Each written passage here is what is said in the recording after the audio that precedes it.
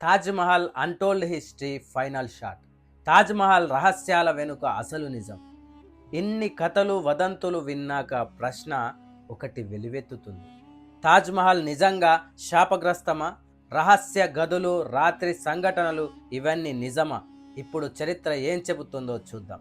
పురావస్తు శాఖ ప్రకారం మూసివేసిన గదులు శవాల కోసం కాదు, మమ్మీల కోసం అసలే కాదు. అవి స్ట్రక్చరల్ డిజైన్లో భాగం. బరువును సమానంగా పంచేందుకు మార్బుల్ పునాదులు దెబ్బతినకుండా సేఫ్టీ కోసమే మూసివేశారట. రాత్రి సెక్యూరిటీ గార్డులు లోపలికి పోవడం కూడా భూతాల వల్ల కాదు, భద్రత నియమాలు, పర్యాటక నియంత్రణనే కారణమంట. సీసీటీవీలో కనిపించే నీడలు, మార్బుల్ మీద చంద్రకాంతి, తేమ, వెలుతురు ప్రతిబింబంలా ప్రభావం అని నిపుణులు చెబుతున్నారు. షాజహాన్ విషాద జీవితం అది శాపం కాదంటున్నారు. రాజకీయ జీవిత పోరాటం వారసత్వ యుద్ధ ఫలితం అంటున్నారు.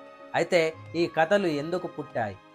మూసివేసిన గదులు, రాత్రి నిశ్శబ్దం, ప్రేమ మరణం కలిసిన కథ, ఇవన్నీ కలిసి భయాన్ని, ఆసక్తిని పెంచాయి. అందుకే తాజ్‌మహల్ కేవలం ప్రేమ చిహ్నం మాత్రమే కాదు, ప్రపంచంలోనే అత్యధికంగా అపార్థం చేసుకున్న చరిత్ర కూడా. ఇది శాపం కాదు, భూతకథ కాదు, కానీ రహస్యంగా అనిపించే చరిత్ర ఏదో ఒకటి ఖచ్చితంగా ఉండే ఉంటుంది. మీరేమి నమ్ముతున్నారు? ప్రేమనా లేక ఇంకేదైనా రహస్యమా? కామెంట్ చేయండి. Subscribe for more untold histories.